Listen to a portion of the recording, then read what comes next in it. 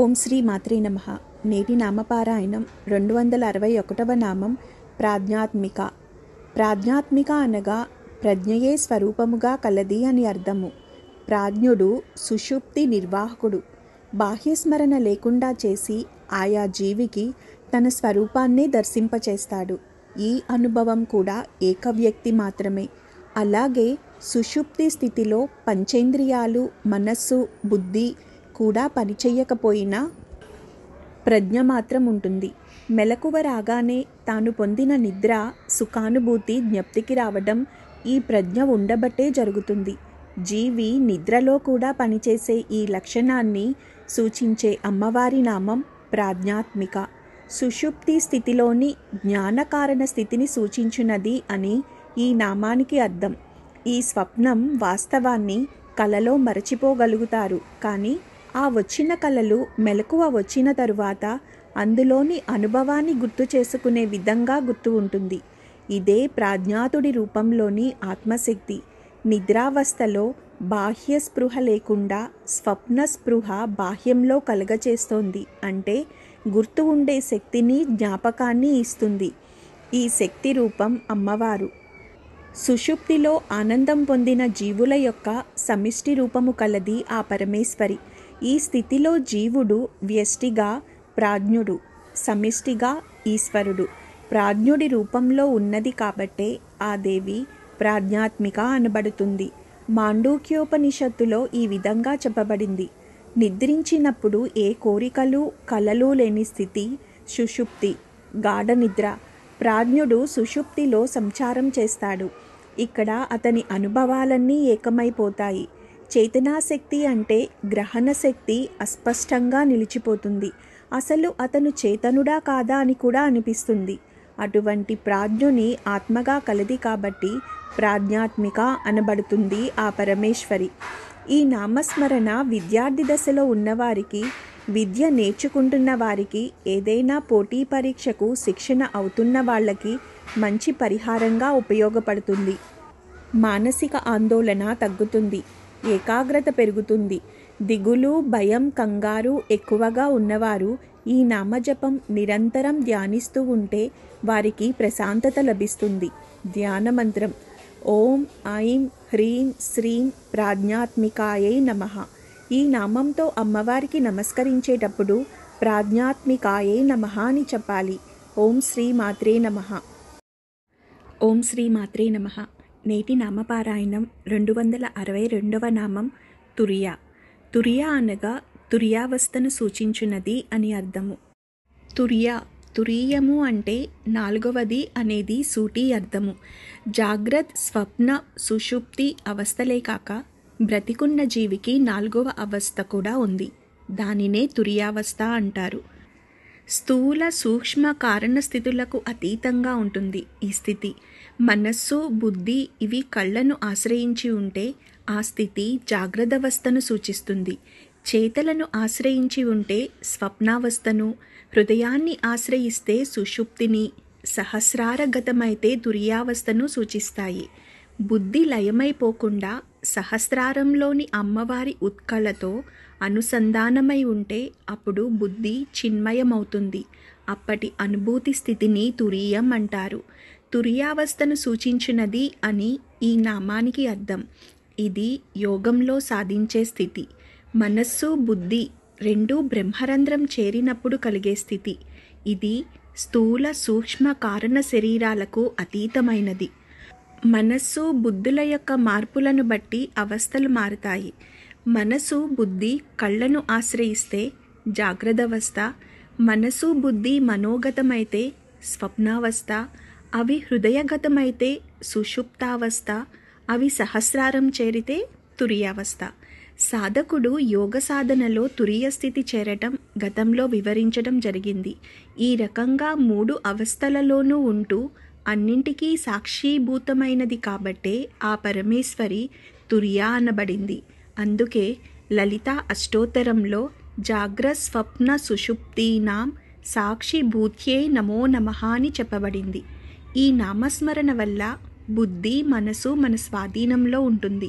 చెడు ఆలోచనలు రావు. కోపం, పగపెట్టే స్వభావం ఎక్కువగా ఉన్నవారు ఈ నామజపం చేయడం వల్ల కోపం తగ్గి క్షమించడం అలవాటవుతుంది. ఈ నామంతో ధ్యానం చేస్తూ ఉంటే మనసుకి త్వరగా ఏకాగ్రత కలుగుతుంది. ధ్యానం చేసేవారికి ప్రేతశక్తుల నుండి ప్రమాదాలు జరగకుండా ముందుగానే జాగ్రత్త పడటం తెలుస్తుంది. సరైన మార్గంలో ప్రయాణం చేయడం తెలుస్తుంది. అలాగే చేరుకున్న స్థితి ప్రజ్ఞతపై అవగాహన పెరుగుతుంది. ధ్యాన మంత్రం ఓం ఐం హ్రీం శ్రీం తుర్యాయై నమః. ఈ నామంతో అమ్మవారికి నమస్కరించేటప్పుడు తుర్యాయై నమః అని చెప్పాలి. ఓం శ్రీ మాత్రే నమః. ఓం శ్రీ మాత్రే నమః. నేటి నామపారాయణం 263వ నామం సర్వావస్థ వివర్జిత. సర్వ అనగా అన్ని, అవస్థ అనగా అవస్థలను, వివర్జిత అనగా విడిచి అతీతముగా ఉండునది అని అర్థము. జాగ్రత్త, స్వప్న, సుషుప్తి అవస్థలు మూడింటిలోనూ ఉండగా వీటికి అతీతంగా ఉండే నాలుగవదైన తురియావస్థలో ఉండే జీవుని జ్ఞానాన్ని సూచించే అమ్మవారి నామాన్ని సర్వావస్థ వివర్జిత అంటారు. ఈ స్థితిలో సర్వము చిన్మయంగా ఉండే నిరతిశయ ఆనందానుభూతి మాత్రమే ఉంటుంది తప్ప ఇతరమేమీ ఉండదు. ఈ లక్షణాన్నే జీవన్ముక్త లక్షణం అంటారు. అంటే శరీరంలో ఉండి కూడా మోక్షస్థితిలో ఉండే లక్షణం. అన్ని అవస్థలను విడిచి వాటికి అతీతముగా ఉండునది అని ఈ నామానికి అర్థం. వాస్తవానికి విశ్వరూపా నుండి సర్వావస్థ వివర్జిత దాకా ఉండే 8 నామాలను ఒక వర్గంగా భావించి అర్థం చెప్పుకోవాలి. విశ్వరూప, తైజసాత్మిక, ప్రాజ్ఞాత్మిక అనే నామాలచే సంకేతింపబడే వ్యక్తి పరిధిలోని జాగ్రత్త, స్వప్న, సుషుప్తి అవస్థలకు చెందిన జీవుణ్ణి సమిష్టి పరిధిలో వరుసగా వైశ్వానర, హిరణ్యగర్భ, ఈశ్వర నామాలచే సంకేతిస్తారు. ఈ 3 స్థూల, సూక్ష్మ కారణ స్థితులను సూచిస్తాయి. అందుకే వీటిని సూచించే వైశ్వానర, హిరణ్యగర్భ, ఈశ్వరుల అనుగ్రహాన్ని వరుసగా శరీరంతో చేసే పూజతో, వాక్కులతో చేసే స్తోత్రాదులతో, మనస్సుతో చేసే ధ్యానంతో పొందాలి. బయట ప్రపంచంలో మెలకువగా ఉండటం, విశ్వరూప లక్షణాన్ని తనయందు తాను మేల్కాంచి ఉండటం, జాగరణీ లక్షణాన్ని ఏ ఒక్కని యందు కూడా తాను మెలకువగా ఉండలేకపోవడం, స్వపంతి లక్షణాన్ని సూక్ష్మ స్వప్నలోకంలో ఉండడం, తైజసాత్మిక లక్షణాన్ని ఇతరుల యందే కాక తనయందు కూడా తాను మేల్కానకపోవడం, సుషుప్తి లక్షణాన్ని సాధారణ ప్రజ్ఞగాక విశేషమైన, విశిష్టమైన అందలి లోకంలో ఉండగలగడం, ప్రాజ్ఞాత్మిక లక్షణాన్ని తనను గురించి పూర్తిగా అవగాహన కలిగించే బుద్ధిని కలిగి ఉండటం, తురియ లక్షణాన్ని శరీరంలో ఉండి కూడా అన్ని అవస్థలకు అతీతంగా ఉండి నిరతిశయ ఆనంద స్థితిలో ఉండటం సర్వావస్థ వివర్జిత లక్షణాన్ని సూచిస్తాయి. మనం కలగన్నట్లే అమ్మవారు కూడా ఈ ఇలను కలగంటుంది. అంటే అమ్మవారు కనే కలే ఈ సమస్త ప్రపంచం మనం అమ్మవారి యందు భావన చెయ్యడం వల్ల అమ్మవారికి ఈ కల వస్తుంది. ప్రతి సత్యం గోచరమైనప్పుడల్లా కల నుండి మెలకువ వచ్చినట్లే అర్థం చేసుకోవాలి.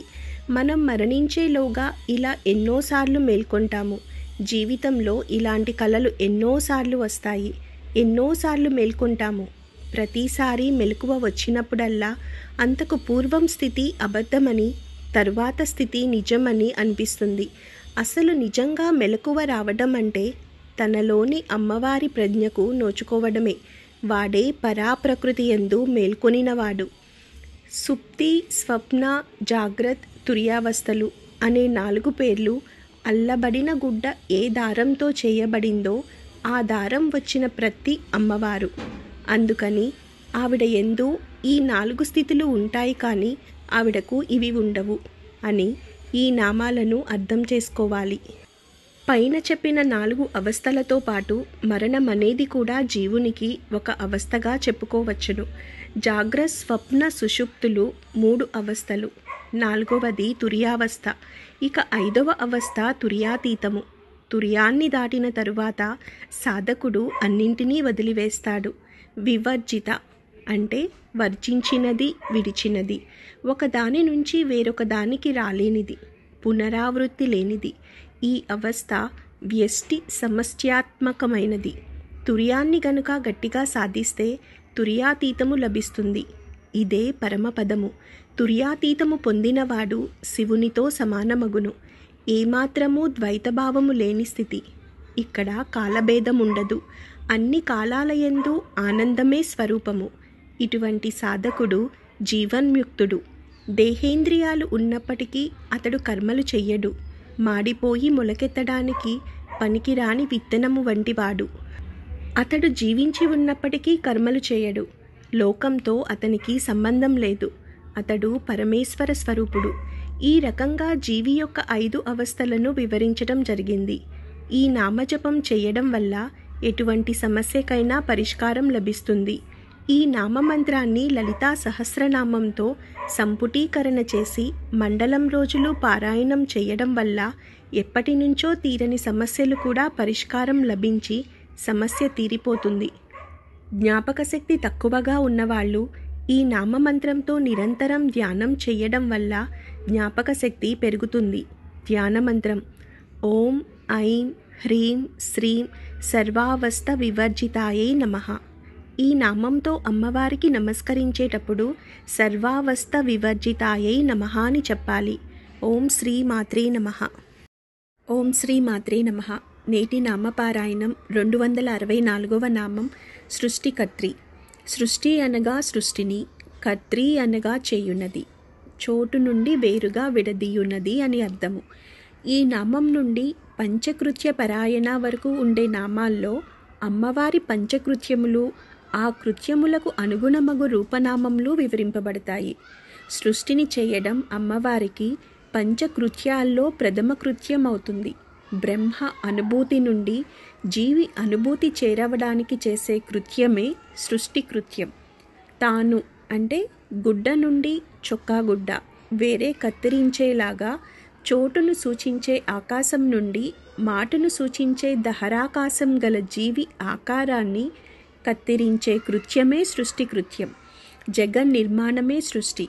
మూల ప్రకృతి స్థితి నుండి అమ్మవారు ఈ ప్రపంచాన్ని సృష్టిస్తుంది.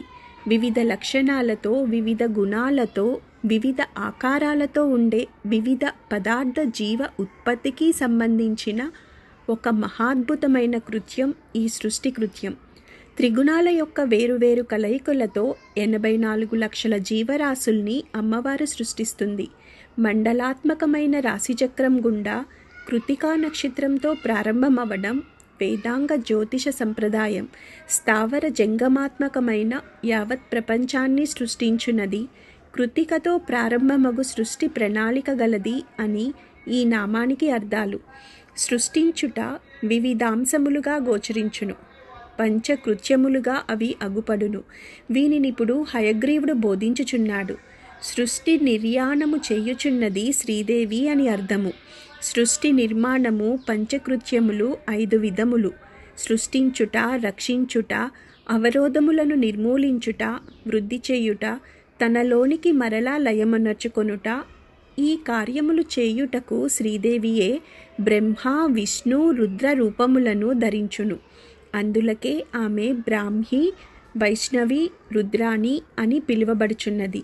సృష్టికామె ఈశ్వరి కనుక ఈశ్వరి అని పిలువబడుచున్నది. సృష్టి యందు వ్యాపించి ఉండును కనుక సదాశివ అని పిలువబడుచున్నది. జీవులను అనుగ్రహించును కనుక అనుగ్రహద అని పిలువబడుచున్నది. సృష్టి నిర్వహణమున శ్రీమాత ప్రధాన నిర్వహణాధికారి. ఆమెయే సృష్టికర్త్రి. జగ నిర్మాణమనేది రజోగుణ ప్రధానుడైన ఈశ్వరుని పని. అటువంటి సృష్టిని చేస్తుంది కాబట్టి ఆ పరమేశ్వరి సృష్టికర్త్రి అనబడుతుంది. పూర్వకల్పంలోని జీవరాశుల కర్మ వాసనలే మాయా అనబడుతుంది. ఇది జడము. అందుచేత పరమేశ్వరుని యందు అభివ్యక్తమవుతుంది. సృష్టి చెయ్యటం రజోగుణ ధర్మము. ఆ పరమేశ్వరి మూల ప్రకృతి రూపం పొంది సృష్టిని చేస్తున్నది అంటే గతంలో కర్మక్షయం కాకుండా ఉన్న జీవుల కర్మానుసారము వారికి ఉత్తర జన్మ ఇస్తున్నది. అందుచేతనే ఆమె సృష్టికర్త్రి అనబడుతుంది.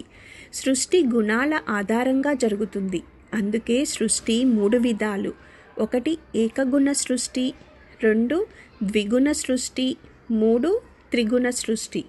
ఒకటి ఏకగుణ సృష్టి. ఇందులో ఒకే గుణం ఉంటుంది. సత్వగుణం వల్ల బ్రహ్మాది దేవతలు, రజోగుణం వల్ల మనుష్యులు, మృగాలు, పక్షులు, జలచరాలు, తమోగుణం వల్ల చెట్లు, చేమలు, పర్వతాలు ఉద్భవిస్తాయి. 2. ద్విగుణ సృష్టి. ఇందులో ప్రతి గుణము మళ్ళీ 3 భాగాలవుతుంది. దాని నుంచి ప్రాణికోటి ఆవిర్భవిస్తుంది. సత్వాసత్వము నుంచి విరాట్ పురుషాదులు, సత్వరజము నుంచి దేవఋషులు, వాలకీల్యులు, వైకానసులు, సత్వ తమస్సు నుంచి యక్ష రాక్షస విద్యాధరులు, రజసత్వము నుంచి మానవులు, రజోరజమున పశువులు, మృగాలు, రజో తమస్సున శ్వేతజాలు, అండజాలు, జలచరాలు, తమస్సులో సత్వము వల్ల పైరులు, గడ్డి పంటలు, తమోరజం వల్ల చెట్లు, పొదలు, తీగలు, తమోతమము వల్ల భూములు, కొండలు, బండలు. 3. త్రిగుణ సృష్టి. ఇందులో ప్రతి గుణంలోనూ 3 భాగాలుంటాయి.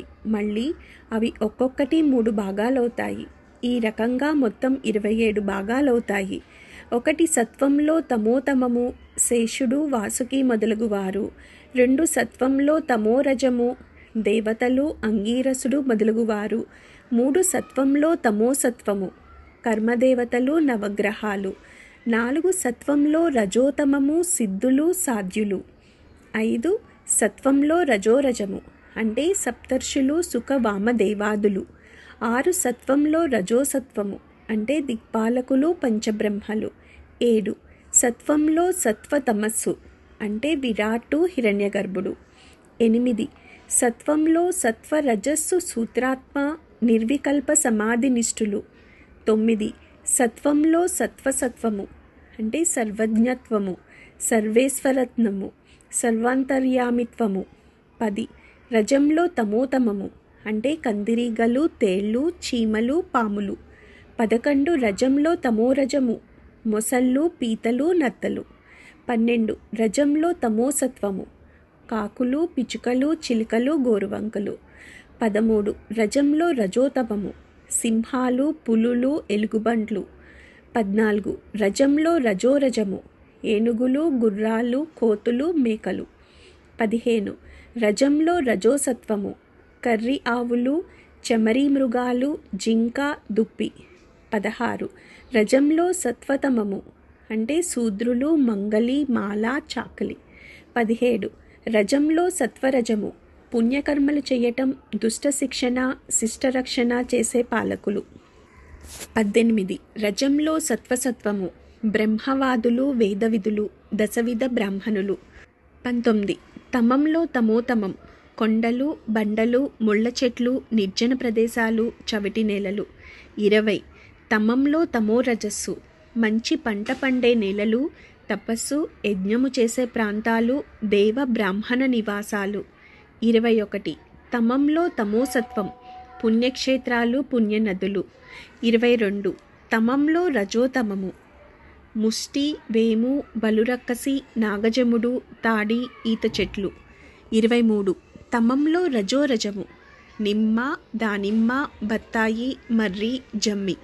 24 తమంలో రజోసత్వము, అరటి, పనస, మామిడి, వెలగ, పద్మ, కలువ, పారిజాతాదులు. 25 తమంలో సత్వతమము అంటే ఉలవ, జొన్న, అరిగ, ధాన్యాలు. 26 తమంలో సత్వరజము, కంది, నువ్వు, మినుము, నల్లవరి. 27 తమంలో సత్వసత్వము, తెల్లవరి, సన్నవరి, పెసలు, చెరకు. దశవిధ బ్రాహ్మణులు అంటే వేద విద్యాసంపన్నులు, ఆచారవంతులు అయిన ఆంధ్ర, కర్ణాటక, ద్రావిడ, గార్జర మహారాష్ట్రులు. వీరు పంచద్రావిడులు. ఉత్కల, మైథిల, గౌడ, కన్యాకబ్జ, సారస్వతులు. వీరు పంచగౌడులు. వీరు మొత్తం కలిపి దశవిధ బ్రాహ్మణులు. ఈ రకంగా సృష్టి జరుగుతుంది. ఆ సృష్టికి కర్త పరమేశ్వరి కాబట్టి సృష్టికర్త్రి అనబడుతుంది. ఒక కొత్త పని ప్రారంభిస్తున్న వాళ్ళకి ఈ నామస్మరణ ఉత్తమ ఫలితాన్ని ఇస్తుంది. ఆగిపోయిన పని కొనసాగడం కోసం ఈ నామమంత్రం 90 రోజులు ధ్యానం, జపం చేయాలి. ఈ నామస్మరణ వల్ల ధ్యానంలో త్వరగా ఏకాగ్రత కుదురుతుంది. ఈ నామమంత్రంతో లలితా సహస్రనామము సంపుటీకరణ చేయడం మంచి ఫలితాన్ని ఇస్తుంది. సృష్టికర్త అయిన అమ్మవారు నామాన్ని తలుచుకునే ఈ నామస్మరణ వల్ల ఎటువంటి సమస్య అయినా పరిష్కరించబడుతుంది. ధ్యాన మంత్రం: ఓం ఐం హ్రీం శ్రీం సృష్టికర్తై నమః. ఈ నామంతో అమ్మవారికి నమస్కరించేటప్పుడు సృష్టికర్తై నమః అని చెప్పాలి. ఓం శ్రీ మాత్రే నమః. ఓం శ్రీ మాత్రే నమః. నేటి నామపారాయణం 265వ నామం బ్రహ్మరూప. ఈ నామంతో అమ్మవారికి నమస్కరించేటప్పుడు బ్రహ్మరూపాయై నమః అని చెప్పాలి. బ్రహ్మ అనగా బ్రాహ్మణ లక్షణము గల, రూప అనగా రూపము కలది అని అర్థము. బృహ్మణము అంటే విచ్చుకొనుట అని అర్థం. ఒక్కడుగా ఉన్న పరబ్రహ్మ నుండి స్థావర జంగమాత్మకమైన సమస్త ప్రపంచాన్ని విచ్చుకునేటట్లు చేసే లక్షణాన్ని కూడా బృహ్మణము అంటారు. అమ్మవారిలో గల ఈ లక్షణాన్ని రజోగుణానికి సంబంధించిన బ్రహ్మ ద్వారా వినియోగింపచేసి యావత్ సృష్టి నిర్మాణానికి అమ్మవారు కారకురాలైంది కాబట్టి అమ్మవారికి బ్రహ్మరూప అనే నామం వచ్చింది. అమ్మవారు సూచించు జాగ్రత్, స్వప్న, సుషుప్తి, తుర్యావస్థలు 4 బ్రహ్మ యొక్క 4 తలలు సమన్వయపరచుకోవచ్చును. అంతేకాదు ఆ బ్రహ్మ 4 తలలు పర, పశ్యంతి, మధ్యమ, వైఖరి, వాక్కు స్థితులను సూచిస్తాయని కూడా సమన్వయపరచుకోవచ్చును. 1 బ్రహ్మ ద్వారా సృష్టి బాధ్యతను నిర్వర్తింపచేయున్నది. 2 బ్రహ్మకు తన రూపమును ఇచ్చున్నది అనే అర్థాలు ఈ నామానికి చెప్పుకోవచ్చును. బ్రహ్మరూపమున వెలుగొందునది శ్రీమాత అని అర్థము. సృష్టి అంతయు చతుర్ముఖ బ్రహ్మ నుండియే వెలువడును. అతడు గోచరించు సృష్టికర్త నిజమునకు శ్రీమాతయే. అతని రూపముగా వెలచి అతని యందు తానే సృష్టి నిర్మాణ చైతన్యముగా నిలచి సృష్టి కావించుచున్నది. బ్రహ్మ, విష్ణు, రుద్రులు అను రూపములు ఆమె తన వాహికలుగా ఏర్పరచుకున్న రూపములు. ఆయా రూపములను ఏర్పరిచి వాని నుండి తానే కర్తవ్యమును నిర్వర్తించును. చతుర్ముఖ బ్రహ్మ చతుర్వ్యూహములను నిర్మించును. చతుర్వ్యూహములలోనికి పరదేవత అయిన శ్రీమాత వాసుదేవ సంకర్షణ వ్యూహములుగా దిగివచ్చును. 4 వ్యూహములు, 4 వేదములు, 4 విధములు, వాక్కు 4 పాదములుగా ధర్మము, 4 సంస్కారములుగా వర్ణములు, 4 ఆశ్రమములు, 4 యుగములు, 4 కుమారులుగా చతుర్ముఖ బ్రహ్మ నుండి శ్రీదేవియే సృష్టి నిర్మాణము కావించుచున్నది.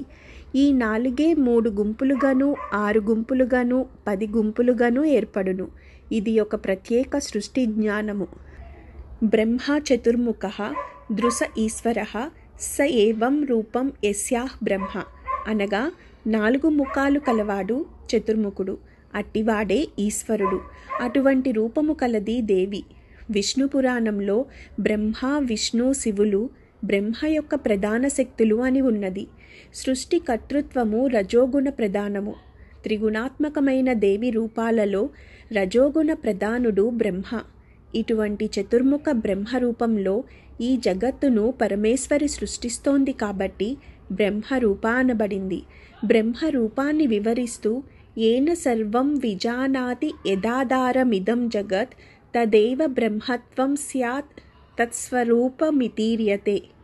దేనివల్లనైతే సకల జగత్తును గురించి తెలియబడుచున్నదో, ఈ జగత్తుకు ఆధారమైనదేదో అదే బ్రహ్మము. ఏదైతే స్వయం ప్రకాశమో, అన్నిటికన్నా బృహత్తరమైనదో, జగత్తంతా వ్యాపించి ఉన్నదో, సమస్త ప్రాణికోటి యందు జీవుని రూపంలో ఉన్నదో అదే బ్రహ్మము. ఇక్కడ బ్రహ్మ అంటే త్రిమూర్తులలో మొదటివాడు కర్మ బ్రహ్మ అని అర్థము. ఈ నామమంత్రం జపం వల్ల కార్యనిర్వహణలో మంచి పేరు వస్తుంది. సంతానం విషయంలో ఉన్న ఇబ్బందులు తొలగిపోతాయి. బాధ్యత లేనివారు ఈ నామజపం చేయడం వల్ల బద్ధకం, సోమరితనం తగ్గుతుంది. ఉద్యోగ ప్రయత్నం చేస్తున్నవారు ఈ నామాన్ని రోజు ఉదయం సంకల్పం చెప్పుకొని జపం చేయాలి. మంచి ఉద్యోగం దొరుకుతుంది. ధ్యాన మంత్రం: ఓం ఐం హ్రీం శ్రీం బ్రహ్మరూపాయై నమః. ఓం శ్రీ మాత్రే నమః. ఓం శ్రీ మాత్రే నమః. నేటి నామపారాయణం 266వ నామం గోప్త్రి. గోప్త్రి అనగా గోపన లక్షణము, అనగా సంరక్షణ లక్షణం కలది అని అర్థము. శ్రీ విద్య గుప్త విద్య కాబట్టి ఆ శ్రీ విద్యను గోపనము అనగా సంరక్షించున్నది కాబట్టి అమ్మవారికి గోప్త్రి అనే నామం వచ్చింది. పంచభూతాత్మకమైన ప్రపంచాన్ని రక్షించేది కనుక గోప్త్రి అన్న నామం అమ్మవారికి వచ్చింది. బ్రహ్మ ఏ వస్తువును చేసినా, వ్యక్తిని సృష్టించినా ఆ వస్తువులలోనూ వ్యక్తులలోనూ తాను ఉండిపోతాడు. తత్సృష్ట్యా తదేవాను ప్రావిశత్ తైత్తిరీయం. అయినప్పటికీ ఆ వస్తువును చూసే వ్యక్తికి ఆ వస్తువు యొక్క నామరూపాలు మాత్రమే దక్కేట్టుగా చేసి లోపల ఉన్న పరబ్రహ్మను దాస్తుంది. ఈ గోపన లక్షణం ఉండబట్టి అమ్మవారికి గోప్త్రి అనే నామం వచ్చిందని చెప్పవచ్చు.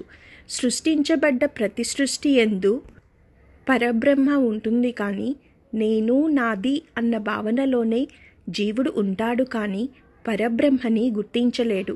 ఆ భ్రమ వదలాలి అంటే అమ్మవారిని శరణు వేడుకోవాలి. 1 గోపన లక్షణం కలది, 2 శ్రీ విద్యను గోపనం చేయునది, 3 ప్రపంచమును రక్షించునది, 4 ప్రపంచమునందలి జీవ వస్తు సముదాయంలో వాటి నామరూపాలు మాత్రమే తెలియనట్లు చేసి వాటి అందలి పరబ్రహ్మను గోపనము చేయునది అనే అర్థాలు ఈ నామానికి చెప్పవచ్చును. గోప్యము కలది శ్రీమాత అని అర్థము. సమస్త వ్యూహములను, ధర్మములను, సంస్కారములను, వాక్కును నిర్వర్తించుచున్నను శ్రీమాత గోప్యముగానే ఉండును. ఆమె సంరక్షణము కూడా గోప్యముగానే ఉండును. సున్నితము, సూక్ష్మము అయి ఉండును. జీవుల యందు ఆమె చేతయే వర్తించుచున్నను జీవుల ఆ చేతనను చూడరు, స్వభావమును కదలికలను మాత్రమే చూతురు. కావున ఎంత తెలిసినను జీవులకు మారుపే కలుగుచుండును. అణువణువునందు ప్రాణులయందు వర్ణించలేని వైవిధ్యముతో నర్తించుచున్నను ఆమెను చేతనగా ఎవరు దర్శింపగలరు? ప్రాణస్పందనగా ఎవరు దర్శింపగలరు? నామము, రూపము, ప్రవర్తనయే దర్శింతురు. రూపము కూడా ఆమెయే అయినను దర్శింపలేరు. ఇంతకన్నా విచిత్రమేమున్నది?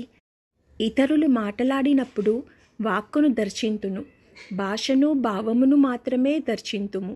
కనుకనే శ్రీదేవి ఇట్లు పలుకును: నన్ను చూచుచునే చూడరు, నన్ను వినుచునే వినరు. ఊతత్వః పశ్యన్ సదర్శవాచం ఊతత్వ శృణ్వన్ సశృణేతి ఏనావ్.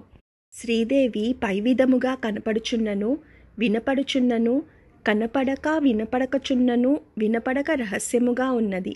గోపనం జగత స్థితి. గోపనము అంటే జగత్తు యొక్క రక్షణ. అది సత్వగుణ ప్రధానుడైన ఈశ్వరుని పని. ఆ పనిని చెయ్యటం చేత పరమేశ్వరి గోప్త్రి అనబడుతుంది. సత్వగుణ ప్రధానమై సకల జగత్తును రక్షిస్తున్నది కాబట్టి పరమేశ్వరి గోప్త్రి అనబడుతున్నది. సమస్త భూతాని ఫాలయన్ రక్షకో జగత ఇతి గోప్త. సకల భూతజాలమును పాలించి రక్షించునది. స్వమాయయా స్వమాత్మానం సంవృణాతీతి గోప్త్రి. తన మాయచే తానే మరుగున పడుతున్నది కాబట్టి గోప్త్రి అనబడుతున్నది. జగత్తులోని అన్ని జీవులయందు పరమేశ్వరి రహస్యంగా దాగి ఉంటుంది కాబట్టి గోప్త్రి అనబడుతున్నది. శ్రీ విద్య చాలా గుప్తమైనది. దానిని ఎవరికి పడితే వారికి చెప్పరాదు. పెద్ద కుమారునికి లేదా మంచి శిష్యుడికి మాత్రమే చెప్పాలి. అటువంటి రహస్యమైన విద్యకి అధికారి కాబట్టి గోప్త్రి అనబడుతుంది. ఈ విద్యను రహస్యంగా ఉంచి గురు శిష్య పరంపరగా లోకంలో వ్యాప్తి జరిగేటట్లు చూస్తున్నది కాబట్టి గోప్త్రి అనబడుతుంది. ఈ నామస్మరణతో పోగొట్టుకున్నవి దొరికే అవకాశం ఉంది. దూర ప్రాంతంలో ఉన్న వారి క్షేమం కోసం ఈ నామం జపిస్తూ అర్చన చేయాలి. ఏదైనా పరిశోధన వృత్తిలో ఉన్నవారికి, కొత్త వ్యాపారస్తులకు, సంతానం కోరుకునేవారు ఈ నామమంత్రంతో ధ్యానం చేస్తే మంచి ఫలితం ఉంటుంది. ధ్యాన మంత్రము: ఓం ఐం హ్రీం శ్రీం గోప్త్రియై నమః. ఈ నామంతో అమ్మవారికి నమస్కరించేటప్పుడు గోప్త్రియై నమః అని చెప్పాలి. ఓం శ్రీ మాత్రే నమః. ఓం శ్రీ మాత్రే నమః. నేటి నామపారాయణం 267వ నామం గోవింద రూపిణి. గోవింద అనగా విష్ణుమూర్తితో, రూపిణి అనగా రూప సమన్వయము కలది. గో కిరణముల ద్వారా పొందునట్టి రూపిణి అనగా రూపములు కలది అని అర్థము. గోవిందుడంటే నారాయణుడు, అంటే స్థితికారుడు, జగత్తును పాలించేవాడు, సదా రక్షించేవాడు. భూమి హిరణ్యాక్షుని వలన సముద్రంలోంచి పాతాళంలోకి మునిగిపోతుంటే అది వరాహం రూపంతో హిరణ్యాక్షుని సంహరించి భూదేవిని రక్షించాడు విష్ణుమూర్తి. పాలనకర్తగా విశ్వం నిండా నిండి ఉండి వాడే ఈ విష్ణువు. విశ్వం విష్ణు వషట్కారో విష్ణు సహస్రనామంలో, విశ్వంబు విష్ణుండు భాగవతంలో. విశ్వంలోని మహత్తత్వ లక్షణం సృష్టిని పాలించే నారాయణుడు అనేక రూపాలలో అవతారాలు దాల్చి దుష్ట సంహారం చేశారు. ఆ దశావతారాలు కూడా అమ్మవారి 10 వేళ్ల నుండి ఉద్భవించిన అవతారాలుగా ఇదివరకు సహస్రనామంలో వర్ణించుకున్నాము. సర్వ వ్యాపక లక్షణం కలిగిన వారే ఈ అమ్మవారైన ఉమాదేవి, ఆవిడ సోదరుడైన విష్ణుమూర్తి. ఇక్కడ సోదరుడు సోదరిగా వర్ణిస్తున్న నిజానికి ఇద్దరూ ఒక్కటే, ప్రకృతిలోని శక్తి. ఆ ప్రకృతి అంతా జగన్మాత స్వరూపం. ఆ తల్లి యొక్క పురుష రూపం నారాయణుడు, శ్రీ మహావిష్ణువు యొక్క స్త్రీ రూపం పార్వతి. వారికి భేదం లేదు. అదేవిధంగా శివుడు లక్ష్మీ స్వరూపం. నారాయణుడు పార్వతిగా మారితే లక్ష్మీదేవి శివస్వరూపం. శక్తి రూపంలో వీరికి భేదం లేదు. అనేక రూపాల్లో కనిపిస్తున్న ఒకే శక్తి అమ్మవారు. ఆమె కిరణాలు అనేక శక్తులుగా సృష్టిలో అనేక రూపాలుగా పాలిస్తున్నాయి. తిరిగి ఆ జగన్మాతలోనే లీనమైపోతుంది. అలాగే నారాయణ స్వరూపంలో ఉన్న శక్తి కూడా అమ్మవారే. విష్ణుమూర్తి ద్వారా జగద్రక్షణ బాధ్యతను నిర్వర్తించున్నది అని ఈ నామానికి ఒక అర్థం. గోవింద పదాన్ని గో మరియు వింద అని విడదీస్తే ఇంకో అర్థం వస్తుంది. గో అనగా కిరణముల ద్వారా, వింద అనగా పొందునట్టి రూపము కలది అని అర్థము. మనకు చెయ్యి అంటే కరము ఎలాంటిదో సూర్యుడికి కిరణం అలాంటిది అని అర్థం చేసుకుంటే ఈ కిరణముల ద్వారా పొందబడు రూపము కలది అని ఇంకో అర్థం. సూర్యుని కిరణాల రంగులోనే స్వర్ణం లేదా హిరణ్యం అంటే బంగారం ఉంటుంది. అమ్మవారు తప్త కాంచన వర్ణంలో ఉంటుంది. హిరణ్య వర్ణాం హరిణీం అని శ్రీ సూక్తంలో చెప్పబడింది. అందుకనే కిరణముల ద్వారా పొందిన రూపము కలది అనే అర్థం వచ్చింది. మహానారాయణంలో అగ్ ససుచిషత్, అజ్జా గోజా రుతజా అద్రజా ఋతం బృహత్ అనే మంత్రంలోని పదాలన్నీ పరబ్రహ్మ పరంగాను లేదా సృష్టి స్వరూపిణి అయిన అమ్మవారి పరంగాను కూడా చెల్లుతాయి. ఈ పదాల్లో గోజా అనే పదంలాగానే గోవింద రూపిణి నామానికి కూడా గోవుల వల్ల నుండి పొందబడిన క్షీరాది రూపాల్లో వ్యక్తమగునది అంటే గోవుల నుండి వచ్చే పాల రూపంలో అని చెప్పుకోవచ్చును. మొత్తం మీద ఈ నామానికి ఈ క్రింది అర్థాలు చెప్పుకోవచ్చును. 1. విష్ణుమూర్తితో రూప సమన్వయము కలది. 2. విష్ణుమూర్తి ద్వారా జగద్రక్షణ బాధ్యతను నిర్వర్తించున్నది. 3. కిరణముల ద్వారా పొందబడిన రూపము కలది. 4. గోవుల వల్ల పొందబడిన క్షీరాది రూపాలలో వ్యక్తమగునది. రక్షించు గుణముతో కూడిన విష్ణు రూపము కలది శ్రీదేవి అని అర్థము. రక్షణము శ్రీదేవి 2వ కృత్యము. మొదటి కృత్యము సృజనము. హరివంశమునందు నారదుడు ఇట్లు పలికెను. ప్రకృతి యొక్క 2వ తత్వము సర్వమయుడు, సర్వవ్యాప్తి అయిన విష్ణువు లోకరక్షకుడు, స్త్రీ సంజ్ఞ కలవాడు. ఇది ఏ శ్రీమాత జగన్మోహిని లేక జగన్మోహ రూపము. రక్షకుడు గనుక గోశబ్దము అతనికే తగినది. పూర్వము భూమిని నశింపచేయుటకు అసురశక్తులు ప్రయత్నింపగా శ్రీమాత విష్ణురూపమున భూమిని రక్షించెను. అప్పుడు దేవతలు విష్ణురూపిణి అయిన శ్రీమాతను గోవిందరూపిణి అని స్తుతించిరి. గాం మరియు విందతి గోవింద అయినది. గాం అనగా భూమి. భూమిని రక్షించిన శక్తి అని గోవింద పదమునకు అర్థము. గో అనినను భూమియే. భూమి, గోవు ఇంద్రియములు, సూర్యకిరణములు, వీటన్నిటినీ గోశబ్దంతో పిలుతురు. స్రవించునవి అన్నియూ గోవులే. ఇట్టి వానినన్నిటినీ రక్షించువాడు గోవిందుడు. మన శరీరము భూమి వంటిది కావున గోవు వానిని నడిపించును. గోవు మన ఎందలి గ్రంథులు. గోవులు అవి స్రవించినప్పుడే ఉత్తమమగు ఆనందము కలుగును. గోవింద రూపుడైన విష్ణువే ఈశ్వరుడు. అటువంటి రూపము గలదవటము చేత గోవింద రూపిణి అనబడుతోంది. గోవిందుడు అంటే గవాధ్యక్షుడు. బృహస్పతి అని ఉంది కాబట్టి బృహస్పతి రూపము కలది ఆ దేవి. జగద్రక్షణ సత్వగుణ ప్రధానము. పరమేశ్వరుని మూర్తులలో సత్వగుణ ప్రధానుడు గోవిందుడు. ఇటువంటి గోవిందుని రూపంలో ఈ జగత్తును రక్షిస్తున్నది కాబట్టి గోవింద రూపిణి అనబడుతోంది. గో శబ్దానికి భూమి అని అర్థము.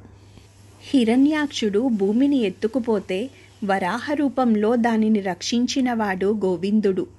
అతడి రూపంలో ఉన్నది కాబట్టి దేవి గోవింద రూపిణి. ఒకసారి ఇంద్రుడు విష్ణువుతో, నేను వేల్పులకు ఇంద్రుడైనట్లుగానే నువ్వు గోవులకు ఇంద్రుడవు అన్నాడు. అట్టి రూపంలో ఉన్న దేవి గోవింద రూపిణి. వాక్కు చేత గాని వేదాంత వాక్కుల చేత గాని పొందదగిన వాడవటము చేత పరమేశ్వరుడు గోవిందుడు అనబడుతున్నాడు. ప్రకృతి యొక్క మొదటి భాగము ఉమాదేవి, రెండవ భాగము సర్వమయుడైన లోకరక్షకుడు విష్ణువు. శ్రీ సంజ్ఞగలవాడు. అందుచేత గోవింద రూపిణి అనబడుతున్నది. ఈ నామజపం వల్ల మాయా భ్రమ తొలగిపోతుంది. ప్రమాదంలో ఉన్నవారి కోసం ఈ నామాన్ని జపం చేస్తే వాళ్ళు రక్షింపబడతారు. అనారోగ్యంతో ఉన్నవాళ్ళు ఈ నామజపం చేస్తే త్వరగా కోలుకుంటారు. చిన్న చిన్న వ్యాపారస్తులకు వ్యాపార వృద్ధి కోసం, ఎటువంటి ఆధారం లేని వాళ్లకు ఉపాధి కోసం, అనారోగ్యంతో ఉన్నవారు, గర్భవతిగా ఉన్నవారు సుఖప్రసవం కోసం ఈ నామాన్ని సహస్రనామంతో సంపుటీకరణం చేయాలి. మీకు ఎవరి వలన అయినా అన్యాయం, మోసం జరిగి ఉంటే వారికి శిక్ష పడి మీకు న్యాయం జరగాలి అని ఈ నామమంత్రాన్ని ధ్యానం చేయాలి. ధ్యానమంత్రం ఓం ఐం హ్రీం శ్రీం గోవింద రూపిణ్యై నమః. ఈ నామంతో అమ్మవారికి నమస్కరించేటప్పుడు గోవింద రూపిణ్యై నమః అని చెప్పాలి. ఓం శ్రీమాత్రే నమః. ఓం శ్రీమాత్రే నమః. నేటి నామపారాయణం 268వ నామం సంహారిణి. సం అంటే సమ్యక్ మరియు హారము. సంహారము అనే పదానికి చక్కగా ప్రక్కకు తొలగించుట లేదా చక్కగా కూర్పు చేయుట అనేదే అసలైన అర్థం. అంతేకాని చంపడం అని అర్థం కాదు. ఋతు సంహారము, వేణి సంహారము అనే సమాసాలకు విడిగా ఉన్న ఋతువులను కూర్పు చేయుట, విడివడిన కేశములను ముడిగా కూర్పు వేయుట అని అర్థము. దుష్ట దుశ్శాసనుడు స్పృశించిన ద్రౌపది కురులకు వాని నెత్తురు రాసి ఆ కురులను ముడిగా కూర్పు చేసి ద్రౌపది అభీష్టాన్ని తీర్చాడు అని అర్థమే కానీ వేణి సంహారము అంటే ద్రౌపది కురులను చంపాడు అని అర్థం కాదు. సంహారానికి ఈ చంపుట అనే అర్థం ఎలా వచ్చి ఉండాలంటే మొదట ప్రక్కకు తొలగించుట అనే అర్థం నెట్టడంగాను, ఆ నెట్టడం తన్నడంగాను మారుతూ చివరకు సంహారము అంటే చంపడము అనే అర్థం స్థిరపడిపోయింది. సంహారము అంటే లోపలకు ఉపసంహరించుట అనే అర్థంలో వేణీ సంహారము అంటే విడిగా ఉన్న కురులను ముడిలోనికి లీనము చేయుట అని అర్థం చెప్పుకోవాలి. ఇక్కడ లీనము అనే పదం ఎలా వాడబడిందో అలాగే ప్రళయంలో కూడా సమస్త వస్తు జీవజాలం నీళ్లలో కరిగి ఉన్న లవణాలలాగా లీనమై ఉంటాయి తప్పితే నశించవు. నీళ్ల ద్రావణాన్ని వేడి చేస్తే ఏ లవణానికి ఆ లవణం వేరైనట్లు ప్రళయం తరువాత వచ్చే సృష్టిలో సమస్త వస్తు జీవజాలం బయటకు వ్యక్తమవుతుంది. ఆమె నుండి ఉద్భవించిన సృష్టి ఆ తల్లిలో లీనం కావడం ప్రళయ కాలంలో సమస్త వస్తు జీవజాలాన్ని చక్కగా తనలోనికి ఉపసంహరణ గావించి లీనము చేసుకొనున్నది అని ఈ నామానికి అర్థం. సృష్టి తిరోధాన నిర్వర్తించుటకు రుద్రరూపము దాల్చి సంహారము చేయున్నది శ్రీమాత అని అర్థము. రుద్రుడు దుఃఖములను తరుమువాడు, అజ్ఞానమును దహించువాడు, అగ్నిస్వరూపుడు. రుద్ అనగా దుఃఖము, దుఃఖమును హరించువాడు గనుక రుద్రుడనబడుచున్నాడు. సృష్టి ప్రారంభమున చతుర్ముఖ బ్రహ్మ సృష్టించుటకు తన మానసపుత్రుల సహకారమును కోరగా వారు సున్నితముగా అది తమ పని కాదనిరి. అప్పుడు బ్రహ్మదేవునకు దుఃఖం కలిగెను. భాగవత పురాణము బ్రహ్మదేవునకు కుమారుల సహాయ నిరాకరణము కోపము కలిగించినదని, ఆ రౌద్రము ఆధారముగా రుద్రుడు దిగివచ్చెనని చెప్పబడినది. రుద్రుడు అనగానే రుద్రుడే కాదు, రోదనము దుఃఖము కూడా పోగొట్టువాడు. అందువలన ఈ విధమైన వ్యాఖ్యానము కూడా దేవీ భాగవతమున అందించబడినది. బ్రహ్మ దుఃఖమును పోగొట్టుటకై ఫాలభాగము నుండి రుద్రుడు ఉదయించి ఏకాదశ రుద్రులుగా మారి చీకటులను తొలగించి అంతరిక్షము నేర్పరచెను. అవరోధము లేని శక్తి రుద్ర. రూపమును దాల్చినది శ్రీమాతయే. సృష్టి యందు అవరోధము లేర్పడినప్పుడు, అసుర శక్తులు విజృంభించినప్పుడు, పెను మార్పులు అవసరమైనప్పుడు శ్రీమాతయే రుద్రరూపమును దాల్చి కార్యములను చక్కబెట్టును. సృష్టిని తనలోనికి లయము చేసుకొనుట తిరోధానము. ఇట్టి తిరోధానములకు రౌద్రము రుద్రరూపము అవసరము. అట్టి రూపమును ధరించి ప్రళయకాల రుద్రుని వలె సృష్టిని ప్రళయములోనికి నడుపునది శ్రీదేవి. జీవులు జన్మించినప్పుడు జన్మించుట ఆకారములు ఏర్పరచుకొనుట, అటుపైన వృద్ధి చెందుట, తమ తమ పరిధులలో వ్యాపించుట బ్రహ్మ విష్ణుతత్వములు కాగా, వ్యాప్తిని ఉపసంహరించుట, శరీరమును క్రమముగా నశింపజేయుట, శరీరమునకు మరణము కలిగించుట రుద్రశక్తి పనిచేయును. జీవన ప్రయోజనము నెరవేరకయే తిరోధానము జరిగినచో జీవుడు వైఫల్యము చెందును. కావున జ్ఞానము పొందునంత వరకు, జీవితము పండునంత వరకు మృత్యువును కలిగించవద్దని రుద్రుని ప్రార్థించు ఆచారము ఏర్పడినది. కామేశ్వరుడు ప్రకాశము అనియు, శ్రీదేవి విమర్శ రూపిణి అనియు, వీరిరువురు శ్రీచక్ర బిందు నివాసులు అనియు వెనుక వివరింపబడినది. విమర్శ రూపిణి జగత్ప్రసూహ్ అంటే లలితా సహస్రనామావళిలో ఎటుల అనులోమ క్రమంగా ఆ తల్లి నుండి క్రమ పద్ధతిలో ఆకాశాది సంసారము వచ్చిందో, కల్పాంతమునందు ప్రతిలోమ క్రమంలో ఉపసంహారము పొంది చివరకు ఆ తల్లిలో లీనమవుతుంది. ఈ విధంగా తనలో సమస్త సృష్టిని ఉపసంహరించుకొనేది పరాశక్తి అని భావము. ఈ ప్రపంచాన్ని అనుస్వరూపంగా నాశనం చేసేది. ఇది తమోగుణ ప్రధానుడైన రుద్రుని పని. అటువంటి లోక సంహారము చేసే దేవి. సంహారము తమోగుణం కలవారు చేసే పని. ఇది ఆ పరమేశ్వరుని కృత్యాలలో మూడవది. ఈ రకంగా సంహారం చేస్తుంది కాబట్టి సంహారిణి అనబడుతుంది. ఈ నామస్మరణ వల్ల మనలో బాధలు ఆవేదనలు తొలగించబడతాయి. దుర్భిక్షం కరువు నశించిపోతుంది. అనారోగ్యంతో ఉన్నవారు ఈ నామస్మరణ ధ్యానం చేస్తూ ఉండడం వల్ల ఆరోగ్యం కుదుటపడుతుంది. వారిలోని అస్వస్థత అనారోగ్యం తగ్గుతుంది. చెడు లక్షణాలు ఉన్నవాళ్ళు, చెడు సావాసాలు, చెడు ఆలోచనలు ఉన్నవాళ్ళు ఈ నామస్మరణ చేస్తూ ఉంటే వారి ఆలోచనల్లో మార్పు వస్తుంది. దొంగల భయం, శత్రువుల భయం ఉన్నవాళ్ళు ఈ నా మంత్రాన్ని లలితా సహస్రనామంతో సంపుటీకరణ చేయడం వల్ల వారికి అటువంటి భయాలన్నీ తొలగిపోతాయి. ధ్యాన మంత్రం ఓం ఐం హ్రీం శ్రీం సంహారిణ్యై నమః. ఈ నామంతో అమ్మవారికి నమస్కరించేటప్పుడు సంహారిణ్యై నమః అని చెప్పాలి. ఓం శ్రీ మాత్రే నమః. ఓం శ్రీ మాత్రే నమః. నేటి నామపారాయణం 269వ నామం రుద్రరూప.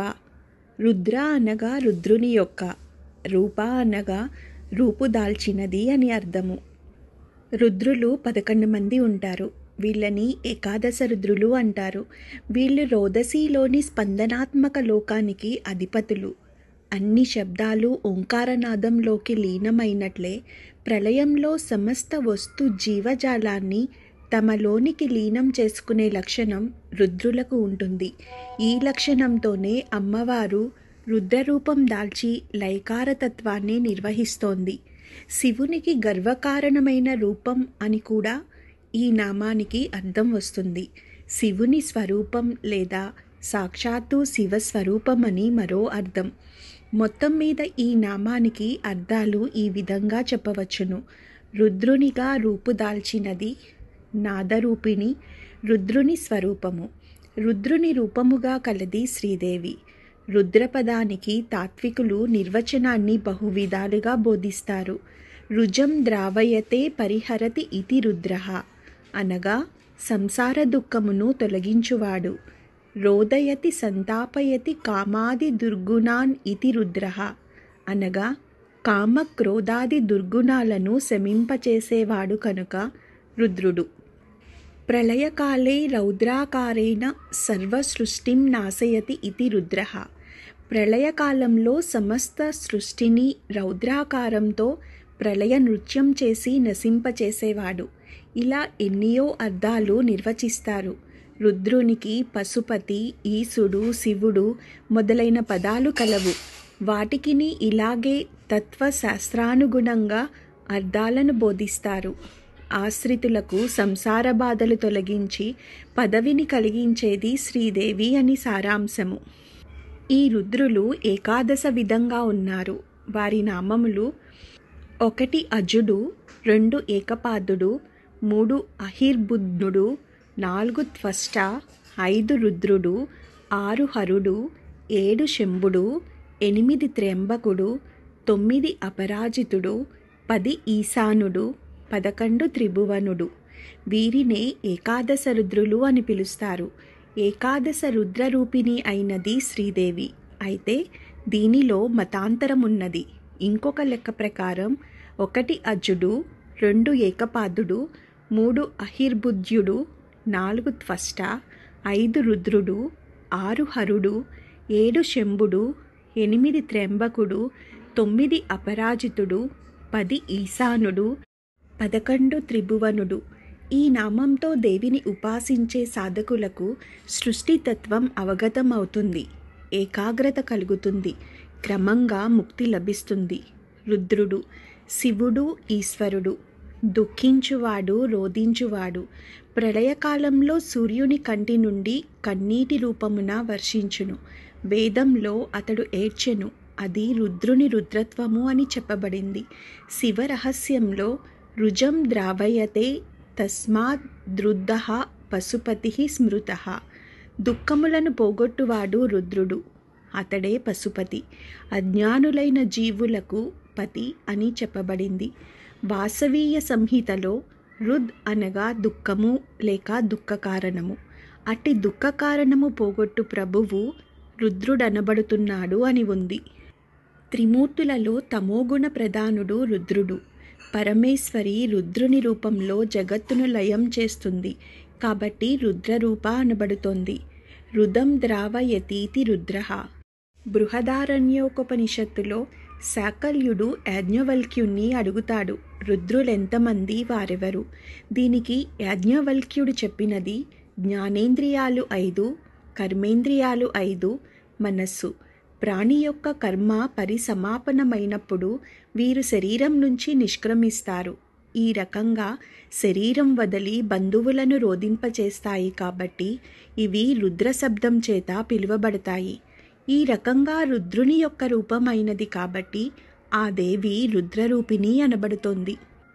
బంధాల మధ్య ఆప్యాయతలు, భార్యాభర్తల మధ్య అనురాగం వృద్ధి చెందాలి అంటే ఈ నామాన్ని నిత్యం సంవత్సర కాలం పాటు 108 సార్లు ఉదయం కానీ సాయంకాలం కానీ స్మరిస్తూ ఉండాలి. ఈ నామస్మరణ జరిగే రోజులలో ప్రతి శుక్రవారం అమ్మవారికి పులిహోర నైవేద్యంగా సమర్పించడం మంచిది. ధ్యానమంత్రం: ఓం ఐం హ్రీం శ్రీం శ్రీ రుద్ర రూపాయై నమః. ఈ నామంతో అమ్మవారికి నమస్కరించేటప్పుడు రుద్ర రూపాయై నమః అని చెప్పాలి. ఓం శ్రీమాత్రే నమః. ఓం శ్రీమాత్రే నమః. నేటి నామపారాయణం 270వ నామం తిరోదానకరి. తిరోదాన అనగా మరుగుపరచుటను, కరి అనగా చేయునది అని అర్థము.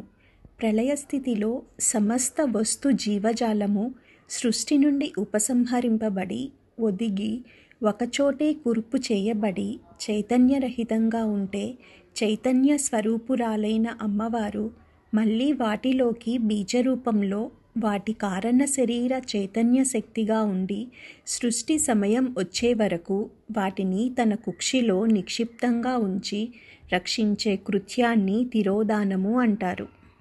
ఇది చెట్టును కనబడకుండా విత్తనంలోకి లీనం చేయడం లాంటి ప్రక్రియగా అర్థం చేసుకోవాలి. అంటే చెట్టు తాలూకు కొమ్మలు, రెమ్మలు, ఆకులు, కాయలు మొదలైనవి కనపడవు, కానీ వాటి కారణ శరీర అంకురాలన్నీ విత్తనంలో ఉంటాయి.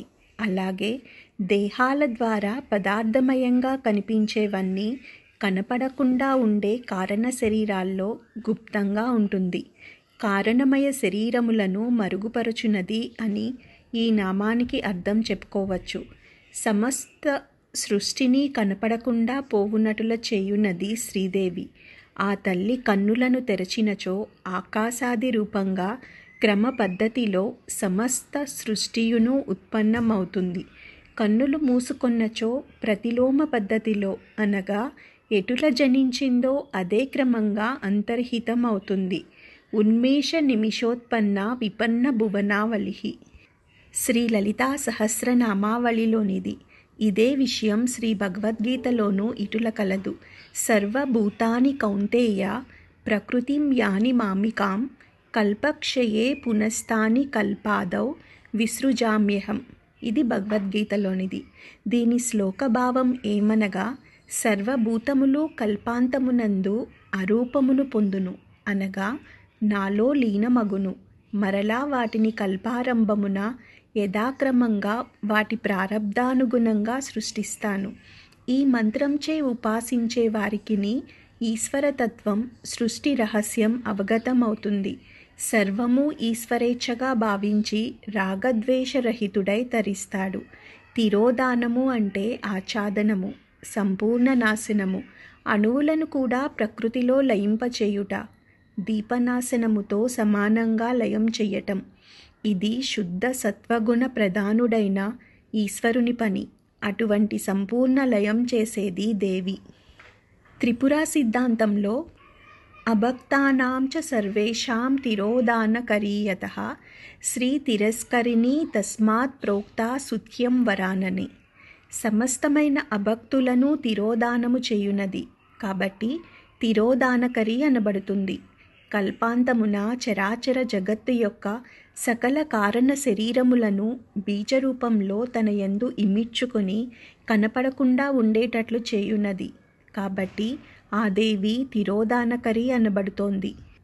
కష్టానికి తగ్గ ఫలితం పొందడానికి, పరిశోధనలు ఫలించడానికి ఈ నామమంత్రం జపించవచ్చు. కొందరికి అనారోగ్యంకి కారణం తెలియదు, కొందరి శరీరం వైద్యానికి స్పందించదు. అటువంటి వారి కోసం ఈ నామమంత్రం జపించవచ్చు. మీలోని లోపం కాకుండా ప్రతిభను గుర్తించాలి అని కోరుకొని ఈ నామమంత్రం ధ్యానం చేయాలి. ధ్యానమంత్రం ఓం ఐం హ్రీం శ్రీం తిరోధానాకర్తై నమః. ఈ నామంతో అమ్మవారికి నమస్కరించేటప్పుడు తిరోధానకర్తై నమః అని చెప్పాలి. ఓం శ్రీ మాత్రే నమః.